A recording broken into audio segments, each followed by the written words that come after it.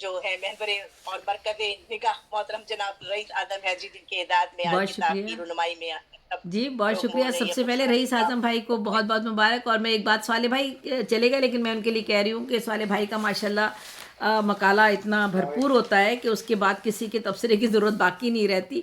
بہت ہی خوبصورتی جی کے ماشاء ساتھ وہ اللہ، احاطہ بہت کرتے قیمتی، ہیں. بالکل ایسے کرتے ہیں. اور بہت آج خوبصورت لفظوں بالکل کا چناؤ کے ماشاء اللہ ساتھ. ماشاء اللہ ماشاء اللہ. اور اللہ تعالیٰ انہیں خوش رکھے. آج پروگرام ہے ہمارا رئیس اعظم حیدری بھائی کا دیوان رئیس کی تقریب رونمائی بھی ہے، اور یوں سمجھ لیے ان کا دوبارہ سے جشن بھی ہے. اور آپ کا یہ دیوان رئیس جو ہے 444 صفحات پر مشتمل ہے. 444. یہ ایک دو صفحے کی کتاب نہیں ہے، یا 200 صفحے کی یا 100 صفحے کی، بلکہ اور دیوان ہے. تو اور اس کی تعداد جو ہے وہ 500 چھپی ہے، اور اس کی قیمت 348 روپے ہے. کچھ بھی نہیں ہے انڈیا کے حساب سے تو. اور میں رئیس بھائی کے لیے تبسم نے شعر پڑھا تھا، میں نے بھی اسی سے آغاز کیا. بڑا خوبصورت شعر ہے رئیس بھائی. ہم اپنے ظرف کی زنبیل کو رسوا نہیں کرتے، ہم اپنے ظرف کی زنبیل کو رسوا نہیں کرتے، متاع غیر اپنی جھولی میں رکھا نہیں کرتے. اور بہت دشوار سطح آسماں پہ جانا ہے، لیکن کبھی ہم کوششیں پہم سے منہ موڑا نہیں کرتے. یہ اشعار رئیس اعظم بھائی کی زندگی کا عکس ہیں، ان کی عملی زندگی کا ایک عکس ہے، جس طرح سے انہوں نے اپنی زندگی گزاری ہے.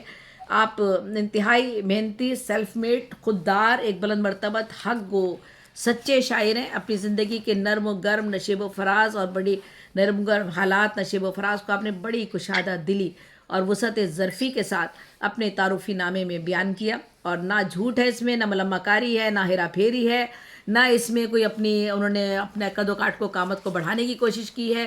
اور بلکہ بہت ہی انکساری کے ساتھ انہوں نے ایک ایک حرف بحرف زندگی کے تمام اوراق ہم سب کے سامنے بڑے فخر کے ساتھ پیش کیے ہیں، اور جنہیں پڑھ کر بے احساس شک. ہوتا ہے کہ زندگی کی تکلیف دہ جدوجہد کو آپ نے کس طرح آسان بنایا، اور دشوار گزار راستوں پر پھول کھلاتے چلے گئے. اسلام سے محبت، علم و ادب کے فروغ کا جذبہ آپ کو وراثت میں ملا ہے. آپ کہتے ہیں جلا دے شمع جو علم و ہنر کی ہر جانب. یہ میں اپنے بچوں کو بھی آج سنا رہی تھی. جلا دے شمع جو علم و ہنر کی ہر جانب، تم اپنے شہر میں وہ علم داں تلاش کرو. علم داں کی تلاش میں ہمارے ہاتھ وہ گوہر نایاب لگی گیا ہے، جس کا آج ہم یہ جشن بھی سمجھ لیجئے اور تقریب دیوان کی پذیرائی بھی سمجھ لیجئے. اس گوہر نایاب کی اعزازی نشست ماشاءاللہ ماشاءاللہ مدینہ منورہ اور مکہ مکرمہ میں بھی ہو چکی ہے. اس سے بڑا آپ کی دعاؤں کی قبولیت کا اعزاز اور کیا ہوگا، جو اللہ کی طرف سے جب آپ کو اتنا بڑا اعزاز میسر آیا. آپ نے اپنی معاشی حالات کی تنگی کے سبب اپنی تعلیم کو ادھورا چھوڑ دیا تھا. بہن بھائیوں کو اپنے اعلیٰ تعلیم دلوائی جیسے، اور پھر جیسے ہی آپ کے حالات بہتر ہوئے اور آپ کا حالات نے آپ کا ساتھ دیا وقت اور حالات نے، تو آپ نے اپنی تعلیم کو پھر سے جاری کیا. اور ماشاءاللہ ماشاءاللہ اردو میں آپ نے ایم اے کیا ماشاءاللہ سے.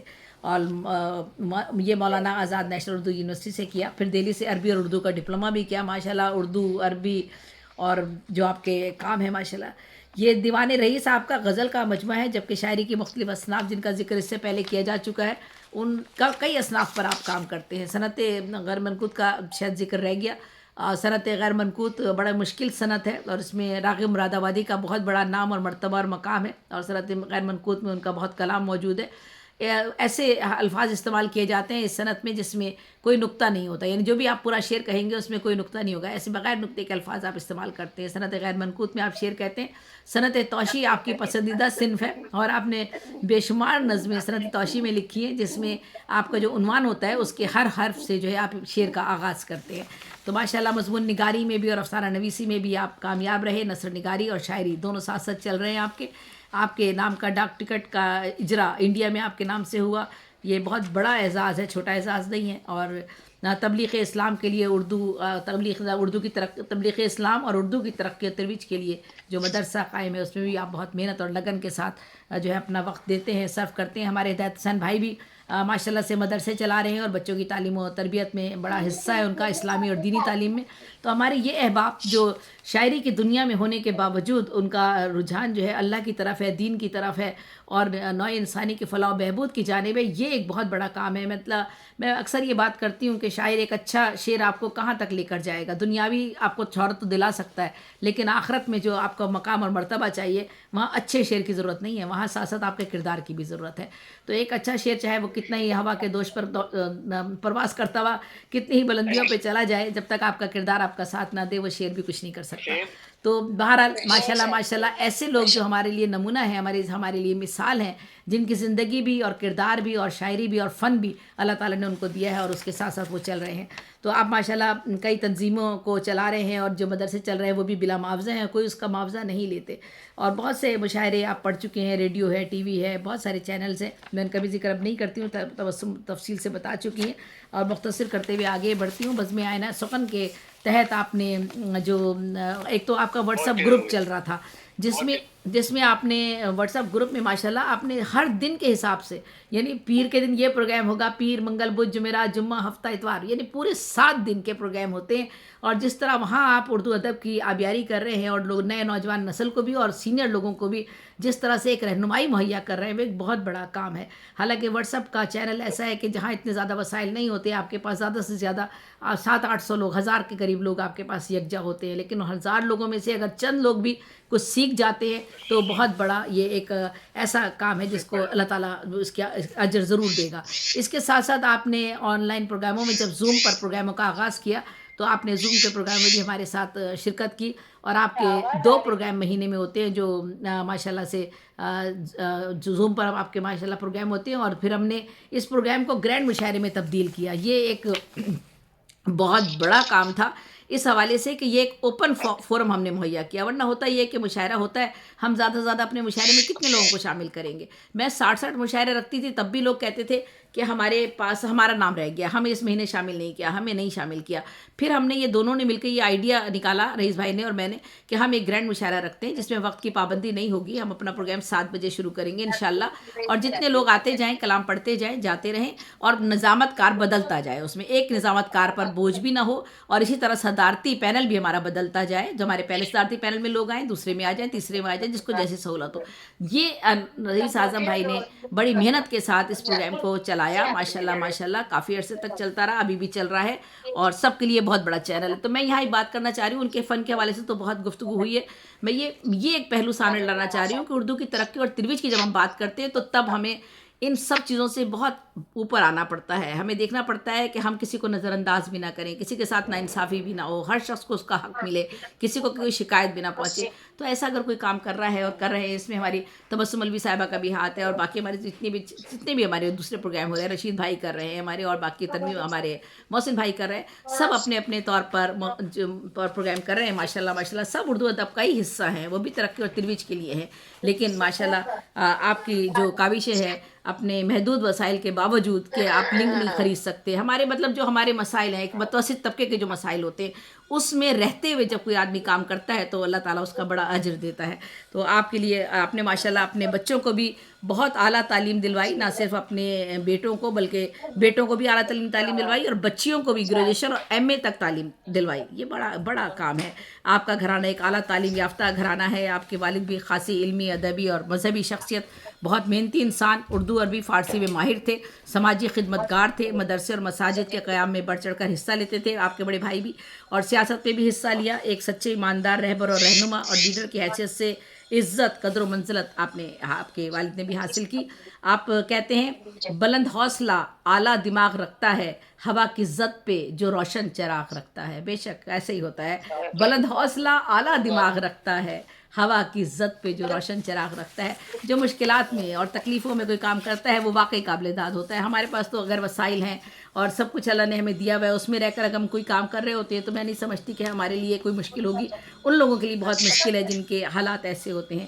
یہ تمام خوبیاں رئیس اعظم اور ان کے پورے خاندان میں ہیں. ماشاءاللہ ماشاءاللہ رئیس اعظم اور ان کے بڑے بھائی جو مدرسہ چلاتے ہیں تھے، ان کے وہ خالد اعظم حیدری صاحب مفتی ہیں، مولانا ہیں، عالم ہیں، فاضل ہیں.